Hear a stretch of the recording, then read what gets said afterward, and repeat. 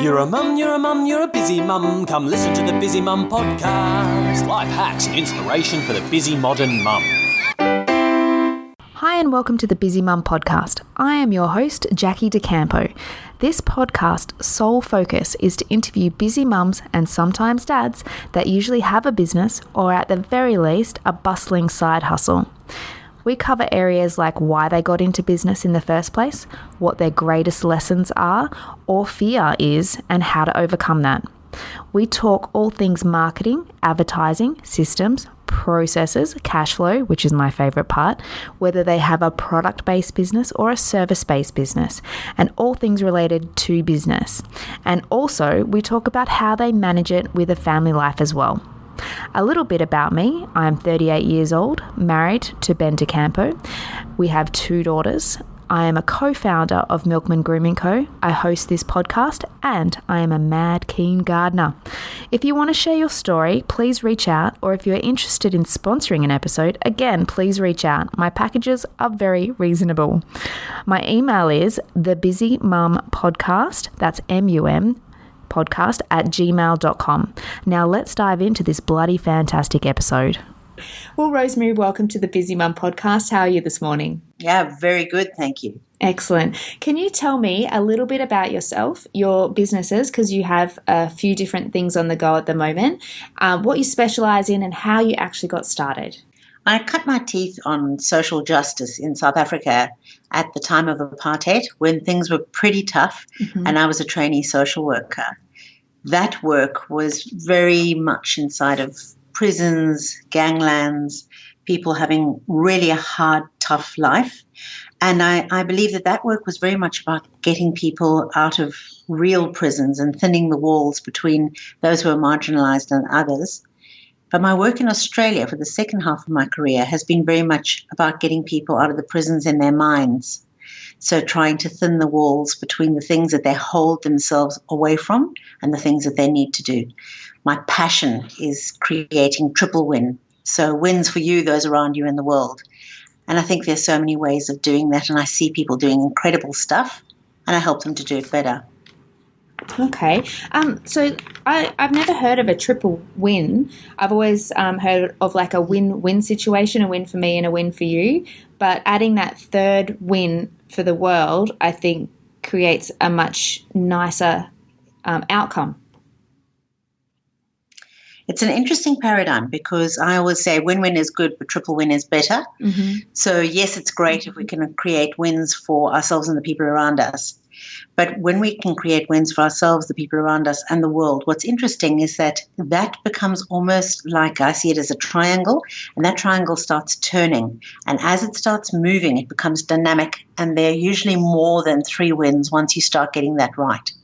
So when people can manage to look after themselves and look after the needs of the people around them and their customers, and then look after the world at the same time, they often find that other groups of people are starting to win as well. And my particular passion in Australia is that a lot of the people that I work with who are change agents of some kind or leaders frequently look after the people around them and create wins for them and the world, but forget themselves. And so my passion, my coaching is for those who are working out how to work with other people's needs and the needs of those around them in the world in a larger setting, need to also focus back on themselves, which was why I birthed the book, The Mentor Within, which is about reconnecting with your inner wisdom for great decisions and powerful action, because that connection with yourself is the piece that will support your creating wins in the world. Now, I have a question around this new movement that's happening in business, and I've seen a lot of it happen overseas, and that's where whether you're interested in it or not, but it's seen like in your business you have to be doing good, and some people will give, say, 1% of their profits to a charity. What's your thoughts around that? Do you reckon it's coming from a good place, or is it just coming from a place to maybe get more sales and grow your business? Hi, Jackie. I could talk about this for the next 4.5 weeks without stopping. So, firstly, it's a new feeling in Australia. It's not a new feeling anywhere else. Australia's been lagging behind in terms of creating good outcomes massively. So in other comparable countries, this has been an absolute focus for a long time. There's an understanding of the triple bottom line. There's an understanding of corporate social responsibility. There's an understanding of doing ethical business, which Australia is catching up on now in terms of the business world. The interesting part is it's not about only tithing a tiny bit of your money and your profits. And when you talk about 1% of profits, that's such a tiny bit that people are talking about. Tithing is actually a 10% of income, is the old ancient kind of biblical understanding that one should give 10% of everything you earn. But tithing, yes, sure, it can help in some way. Yes, it's a charity support. And I come from a not-for-profit background. But my perception of this is this. If we're going to be having people who are a little bit better off, supporting people who maybe need a little bit of help only, that power dynamic remains. Nothing shifts. It's those of us who have, giving a little bit to those who don't have, because we're not actually prepared to go and do the advocacy with government, with systems, with structures to create an equitable society. Yes, we can do that kind of work, but we have to put a measure against it, whether it's 1%, 10%, or 3/4 of what we earn. The measure that we have to put against it is how are we both contributing and benefiting from this work that we're doing to make the world a better place, and how are each of the people in the triple win triangle also benefiting and contributing. Nobody wants to take charity for charity's sake unless you're absolutely starving and you want something to eat. In general, what people really want is to contribute. So if we can create triple wins where people are able to be an active participant in a growth process for themselves, their families, their communities, and their countries, fine. If we're going to be giving as a kind of a sitting up there with our money and farming it out, I, as you can hear, am not very supportive of that way of giving, although not-for-profits will still use that money well, I'm sure. Yeah, okay. So, like, when we teach our young, because, like, I've got 2 young kids and you've got a young son, is it? 9-year-old? That's correct. Yeah. 9-year-old. When you teach your child about this, like what I'm trying to do is like we give our kids pocket money and we've got the 3 jars and they have a spend jar, a save jar and a give jar. So in their give jar, they obviously put how much money they want to put in there. It might be $1, it might be 5 cents, it might be half of it. It's totally up to them. But they then go and donate that money to, I don't know, kids with cancer or something like that. Should I or the parents out there maybe instead of doing something like that, taking them to a nursing home or something like that and just spending time with the elderly or doing something more active, as you say, rather than a money-based activity with them? What's your thoughts around that? That's such a lovely question, and I'm quite sure that every parent is asking the same question. And I think it's interesting because I'm old enough perhaps to be my child's grandmother, so I've kind of lived a lot longer and I've thought through these things for a lot more time. And I've had, a lot of young children in my life over the last 25, 30 years rather than the last short while. And I've really thought a lot about this. So here's what I think everybody has to find their own answer, but this is the answer I've come to for myself and what I would promote, especially in triple win thinking. The first is that it's not an either or, it's a both. It's a both plus. So it's an ethos of how one lives. If the jars, which the Barefoot Investor suggests is a really good idea for children and does teach them about the value of money so that they don't just spend only on themselves and only on the moment, but they think about the future in their save jar and they think about other people in their give jar. Beautiful, beautiful idea, but not by itself. It's a beautiful idea in terms of keeping the idea going that we owe people around us happiness and what they need. But it needs more. And one of the ways it needs more is that is a give approach. What is the benefit? The benefit can be the good feeling they have, yes, but there can be other benefits. So if, for instance, your child was to go with their pet dog to a nursing home and have the dog trained so that they could be a therapy pet for an hour on a Saturday, there is so much give and take there. There is so much contribution and benefit, both for the people who are in the home who are experiencing the benefit of the dog, but then the contribution back to the children to ask them about their lives, etc. And there'd be benefit and contribution for your child. So that would be a lovely kind of circular giving process. And then the third process, because you will work out by now that I like to think in threes. So the one is the giving of money. The other is the contribution that they can do that also has benefit. And the third is about changing systems. There is no age that is too young for a child to learn that they can change the world around them.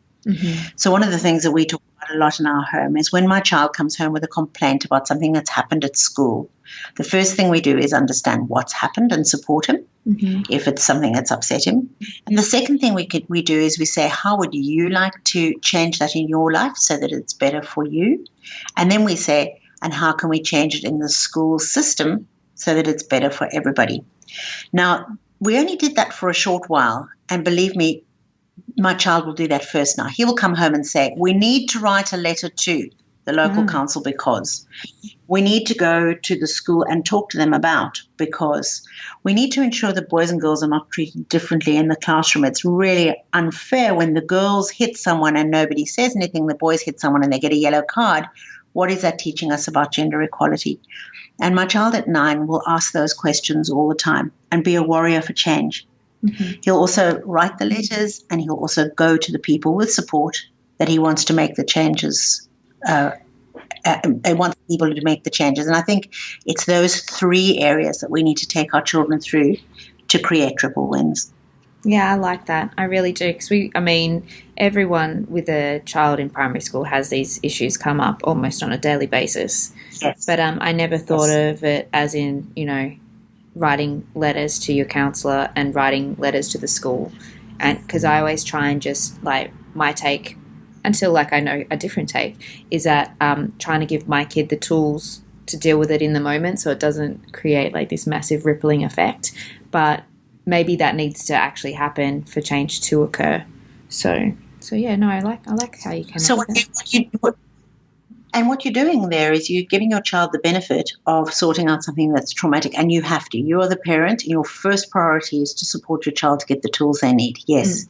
But the second priority is then quite clearly to help that child to think about how can we help other people to do that, because you're giving the child power. You're giving the child the capacity to make social change.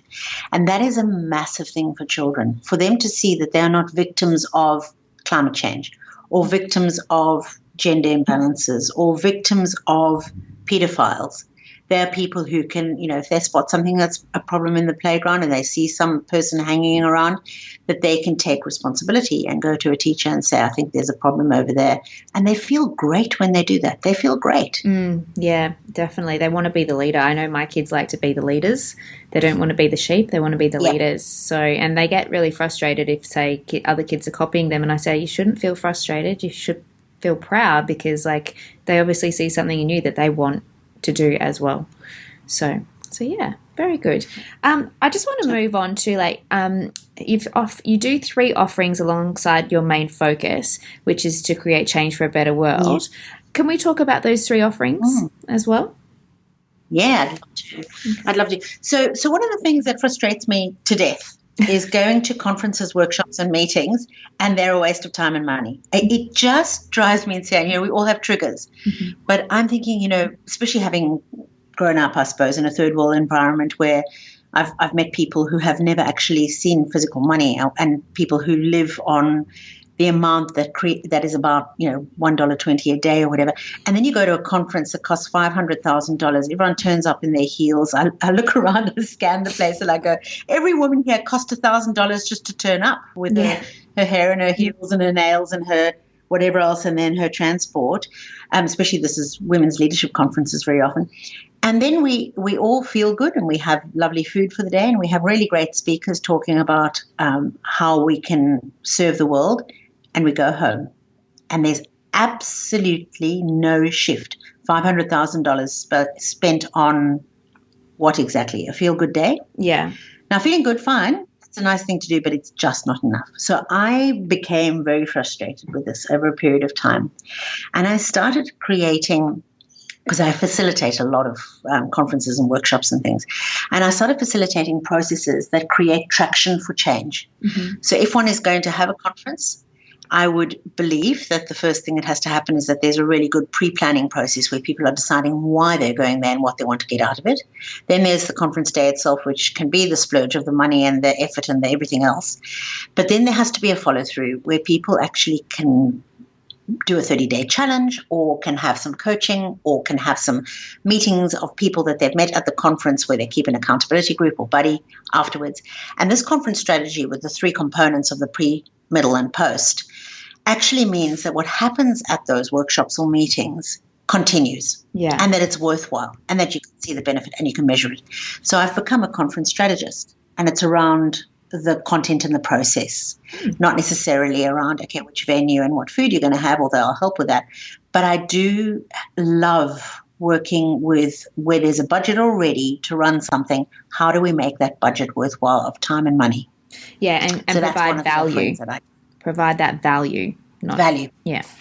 Yeah, and impact. So, it's an impact assessment really. Is it what people always say? Somebody said to me just yesterday, it's lovely. I go to these things. It's great training and I'm totally hyped up, and I get back to my desk and there's an emergency, and quite frankly, nothing of what I've learned at the conference gets implemented. Yeah. And that, what a waste. What a waste.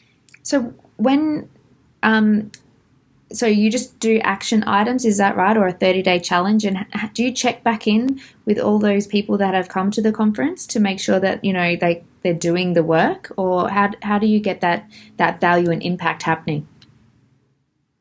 There's a lot of impact. There's a lot of impact that comes from it from a variety of techniques. One of the techniques is to actually have a pre-conference survey, so that people have set their own intentions. And this is part of what I do in my coaching, is get people to set intentions that they write down, because when they've done that, that's half the work done. Once they've set their intention, they'll make it happen.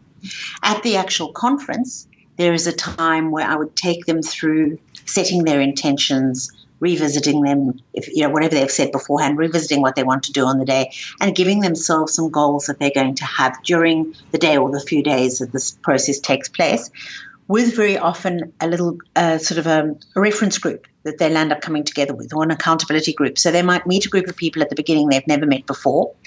They share what their intention is for the conference, or they share what they want to get out of it. And then they have a couple of check-in points through the conference where they talk about how they're going on that. Yeah. When it comes to the end, those people are frequently the little groups that will then continue, and then there'll either be a big group 30-day challenge, or there'll be an email that goes out to all the people, and they have a little group powwow that one person takes responsibility for in groups of 4 or 5, or they have accountability buddies with just one person where they check in, and then they have to SMS me. This can be a whole bunch of people where they SMS me and say, we've done. That's all they have to do. Done. That they've had their little accountability meeting with each other. Yeah. And just the fact that they're checking in, if you can picture a graph, instead of going to the conference and you're at the top of your graph and the next day everything drops down to 0 and nothing happens, you get them at the top of the graph and it kind of goes down to like 80%, 60%, 40%, and then it's embedded. Yeah. So instead of just dropping off their knowledge and their intention, it actually extends the process. So I can often just be the one that plugs in the systems. I don't have to be the one that they report directly to, depending how big the conference is. Yeah, okay, I understand. That's good. I didn't realize. I don't think a lot of conferences are doing that. Because I have been to a couple and I've walked away going,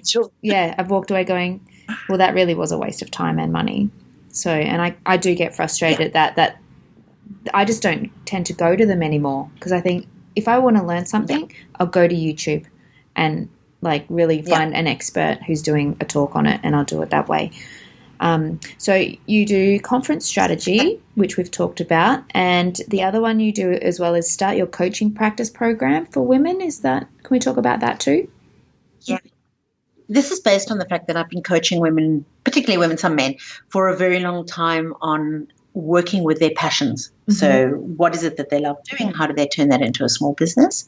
Or if they're inside of an employed situation, like they're a leader or an executive, is how do they actually deal with all their inner voices and all the stuff that gets in their way of doing what they really are best at and what they're most passionate about.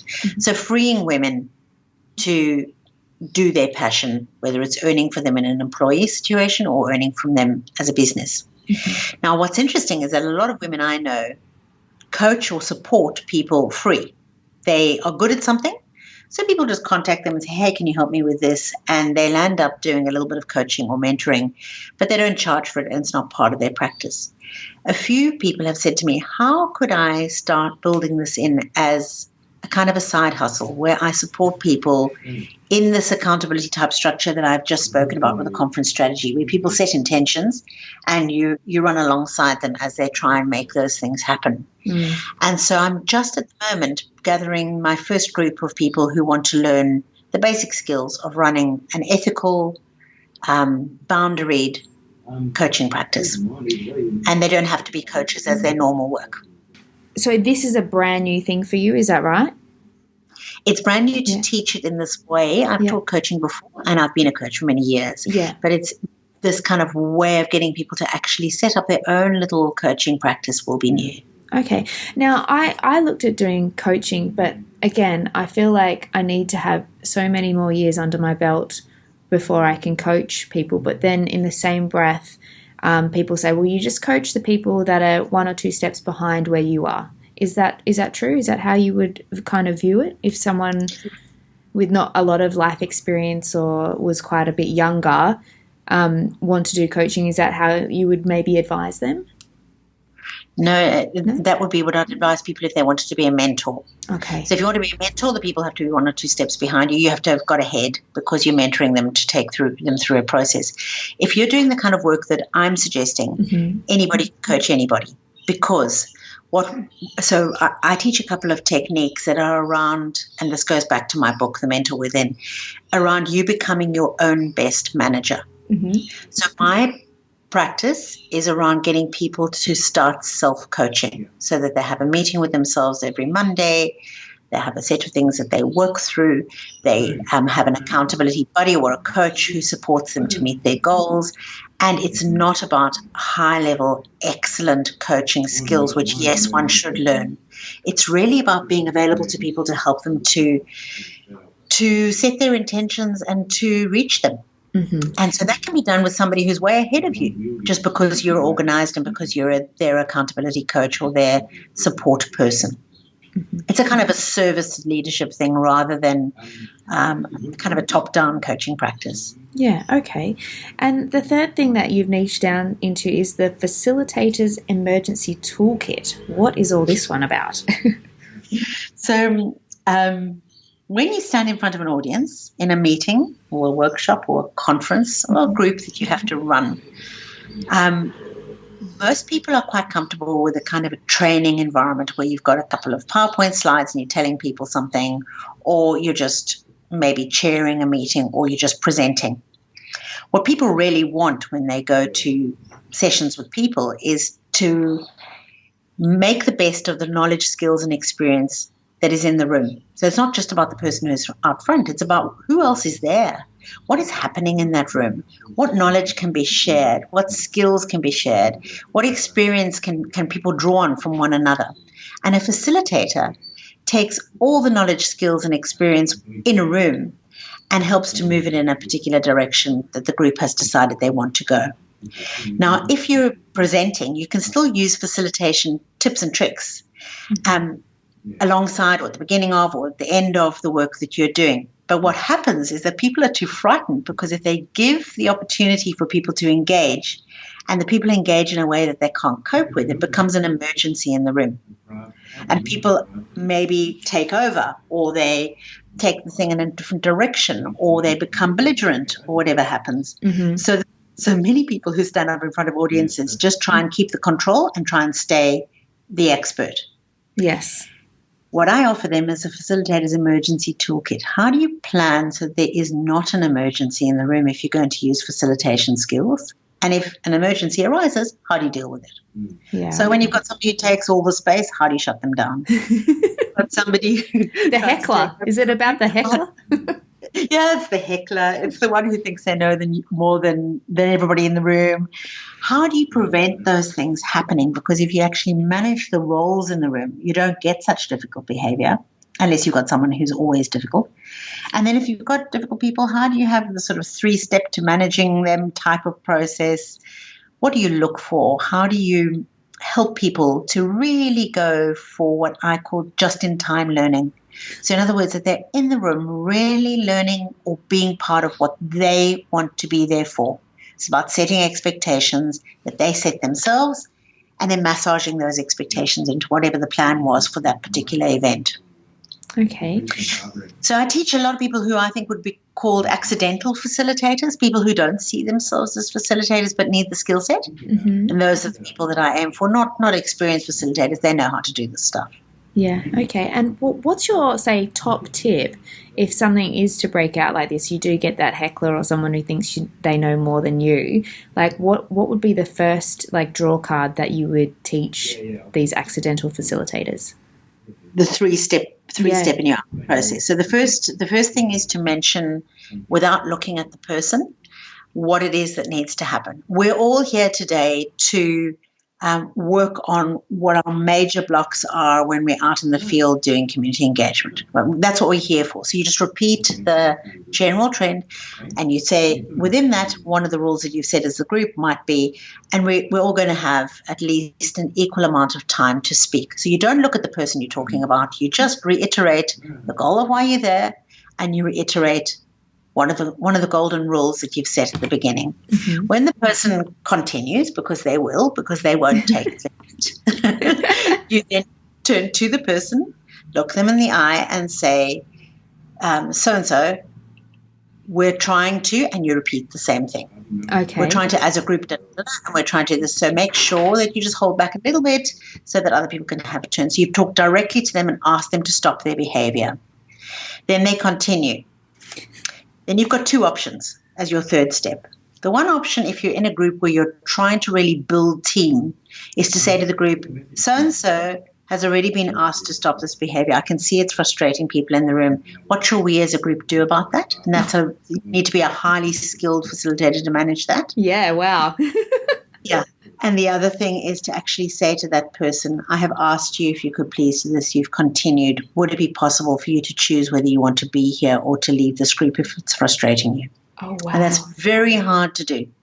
But I've done it before. And I've also had co-facilitators who then take that person out the room and have a discussion with them.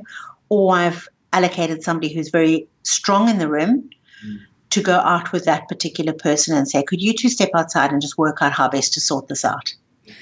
But you have to stay in the room. You have to stay present to your people. Yes. Okay. Wow. That makes me feel like, ooh. Scary as can be, but people will stop after the second warning. The first one's a generic, the second is specific, and they'll very often stop after the specific request. If you actually say to the person, please, can you stop doing that for whatever reason? Oh, wow. Okay. Well, hopefully I'm never in that situation, but, you never know. Let's move on to my other questions I've got here. Do you use any apps in business that you can't live without? I use a number of things that I really enjoy. I mean, I'm a Google girl, so I do almost everything I can with Google. Mm-hmm. I love the free and easy ability to use all the different Google options. So that's one of my main things. I do a lot of stuff around travel. So TripView and Google Maps are my best friends. And I have a son who's obsessed with transport and transport infrastructure. So I spend a lot of time on those apps. I enjoy Xero. I think it's a little expensive. I think if I had the time and energy, I might move across to Reckon, which is a cheaper option. I just haven't had the energy at the moment to move across for the difference in price. Yeah. And I actually use Facebook and LinkedIn for an enormous amount of my work. I love running groups that have a strategic process.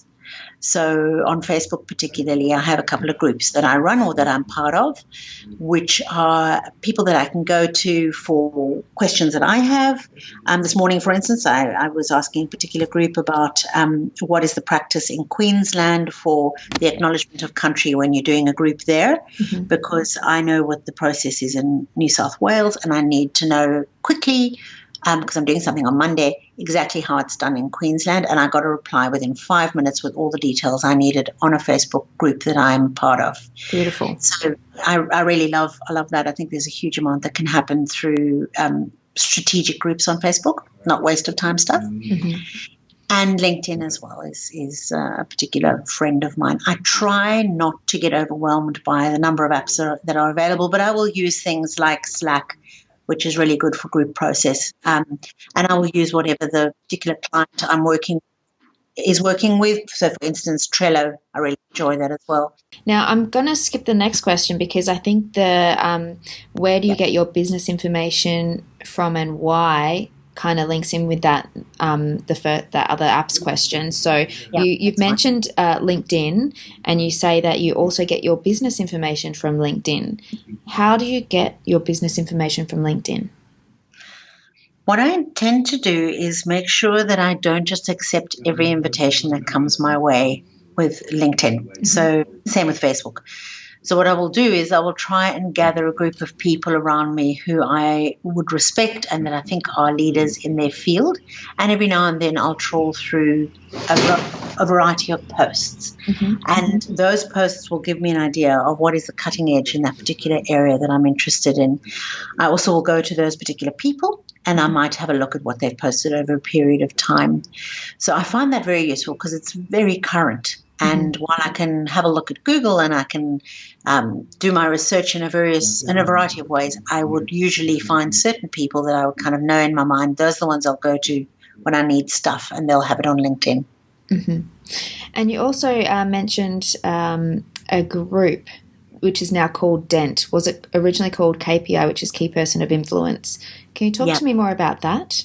So this is one of the groups that I find incredibly useful. So this is an example of doing a course and then there's traction afterwards. So the course at the time was called Key Person of Influence, which was about learning how to be a strong entrepreneur with, publishing and profile and partnerships, etc., 5 Ps. And now that group is called DENT, Make a Dent in the World. But this particular group has a very active Facebook group that chats about everything that people need to know in business. So if we need to ask for something, we can ask one another. And in 2013, I did a course, a 40-week business accelerator called Key Person of Influence, which is now called DENT, Make a Dent on the World. And just what I was speaking about earlier in terms of traction, there is a group on Facebook where all the people who've done the course, so the people who are alumni of that course, can come together and ask each other anything we need to know or talk about our wins or talk about our challenges. And it's a closed group, large closed group. And I can go there and within a few seconds have anything answered I need, or I can help other people with their stuff. That's what I talk about with traction. So that's actually gone on for years. It's not 2019 and I'm still part of that group, which is a great example of a group. And I'd have to bring in another group that is perhaps my biggest influence at the moment, and it's one that I run myself. I'm the founder of the Global Walking Tribe. And that's a group of women who are mostly change makers, authors, editors, people working in leadership, in social change, a variety of people in the world who walk wherever they are for 30 minutes a day and post to the group where they're walking on a theme each month. So we're now in our 69th month. We'll go into our 70th month next month. Mm-hmm. And this is perhaps my strongest online support community. It's not specifically work, but I think it's all about that triple win. It's all about the fact that we are looking after ourselves so we can do what we do for other people in the world. And it's all about walking every morning for 30 minutes or moving, and then finding something that represents the theme of that month. This month it's filaments and ligaments. So photographs and also exercises we might do for our ligaments. We're all older women, 40 plus, but mostly up in the 50s and 60s, some 70s. And that community that comes together for 30 days every month on a new theme is the place where I learn all my stuff about how best to hold an online tribe. And I've learned from that, and I teach from that, how to really build tribe and community online, and how to facilitate process in a light touch that is around accountability, affirmation, and celebration. So when we're talking about what really works and where I get my information, also where I get my support, running that and supporting the other people and them supporting me is a real example of the benefits and contribution. Yes, it's a great idea. I've never heard of that before, but I've heard of let's take a little walk and have a little talk, which is what I do with my children. But this is just that going through life, really, isn't it? So I think that's going to continue on for many more months to come, I believe. So I think so. And interestingly, many of us, we're all over the world, so we walk wherever we are, but we post to one another. And somebody said the other day, it's almost like we're linked with invisible filaments to one another, which I just thought was so beautiful. That is beautiful. We need to find that tribe and double down on that. So you've got a good one there, I think. I've got two more. I've got one more question, and then one kind of area that you want to cover, which we'll do at the end. So the last question I have for you is what one area of your business would you like to improve, and why? And also, how do you propose to do this? It was such a good question to think about. And it was so immediate. I've got a massive network. I have a network on LinkedIn, on Facebook, in person. I have networks in South Africa, London, and Australia. I lived in another part of Sydney, so I have a network there. Mm-hmm. So both socially and professionally, and those two often cross over. How do I manage this massive group of people in a way that I can actually contact those that I want to contact quickly about things, that I can keep track of who's done what professionally and sometimes personally? I don't have a good customer relationship management system. Mm-hmm. Now, I don't like funnels. I don't like having masses of people in my business funnel and then I kind of spam them with rubbish. Mm-hmm. I hate that. Yeah. What I really want to be able to do is very strategically let people know about the stuff that they've asked me for. So here's an example. I'm running the Facilitators Emergency Toolkit in Sydney soon. And a lot of people have expressed interest. Have I written those down? Not really. Have I kept my customer relationship management system up to date? No. Not really. So it sits in my head, right? So now I've got to go back and go through my system that I have. I have a system on Zoho and I have another system on Google. But I'm going to have to go and pair that. And the short answer is VA, a virtual assistant. She will sort it out. She can make it happen. I know exactly who she is, but have I asked her to? No. So after this podcast, that's my commitment. And because I talk about accountability, you will check in with me in a week's time. Okay. Yes, I'll put it in my diary now in Thank 1 you, week. Jackie. No worries. I can do that for you, definitely. And I want the answer to be yes, Jackie, I have done it. Yes, and I will make sure that is so. And that would be the biggest contribution you can make. So there you go. You're not just benefiting from having me on the show. You're seriously contributing back to me. Excellent. So we've done that. Hopefully the triple win. We'll have to think of one more thing to do by the end of this podcast. Okay, so the very last area that you would like to talk about is privilege, which I haven't discussed at all in any of the episodes. So I hand over to you. You wanted to have a chat about privilege. I feel very privileged. I mean, I was born into a family that, could house me, feed me, love me, and all that lovely stuff. But that's not the case for everyone. So, yeah. Rosemary, just talk to me about that a little bit. I'm very privileged too. In many ways, I have an incredible amount of privilege behind me. And it's not just the privilege of physical things, but it's the privilege of the kind of opportunities that I've had to think about the world the way that I now do. And I speak about, in my book, The Mentor Within, I speak about three things: clarity, confidence, and commitment. I believe that three of what I call my matriarchs gave me amazing lessons. I call them the lessons from the matriarchs. And they were about how to be clear about what I'm thinking and what I believe in, how to have the confidence to stand up for it, and how to have the commitment. And those three people were my mum, my first CEO, not my first CEO, but the CEO who really made an impact on me, my mentor in South Africa, and a woman who was my nanny when I was a child, Marjorie. And these three women have been incredibly influential, and they've helped me to understand this particular area particularly well.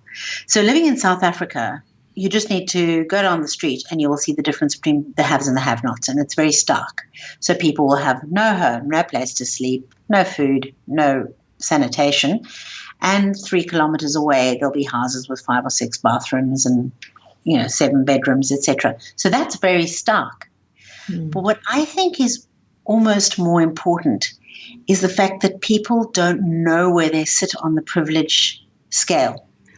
A lot of people that I've met in incredibly poor communities feel privileged because they have certain things that other people maybe don't have. And that's something that's made me think a lot, like when I was working in Malawi and people just seriously didn't have clothes. And some people would have a new pair of shoes that had been donated and they felt privileged. That's the kind of scale of difference from what we see here in Australia. And what worries me a lot with young people is that in Australia there's a lot of entitlement, a lot of belief that things are normal, that we can go away on weekends and have holidays and have whatever we need for school, and that if we just give a little bit of money here and there, coming back to our original discussion, that we can actually balance things out. We can't. So I believe strongly that if we have privilege, part of our responsibility is to make privilege available to all people, and that's privilege in all its forms. So it's using the ability that we might have been given through luck of where we were born or our amazing abilities that we've developed over life, and making sure that we're part of system change so that we are not just doing a little bit and then hoping that that's enough, but we're actually being part of system change. And on the other hand, I also believe that you do what you can where you are. So even if your ability to contribute is small, it will have an impact. So in a way that sounds like it's an opposing view, but it's not. If you're the kind of person who can do system change, you do it. If you're the kind of person who can learn it, you learn how to do that. But if you're the kind of person that can do what you can where you are, that too is good enough. Okay. So I actually have another question for you.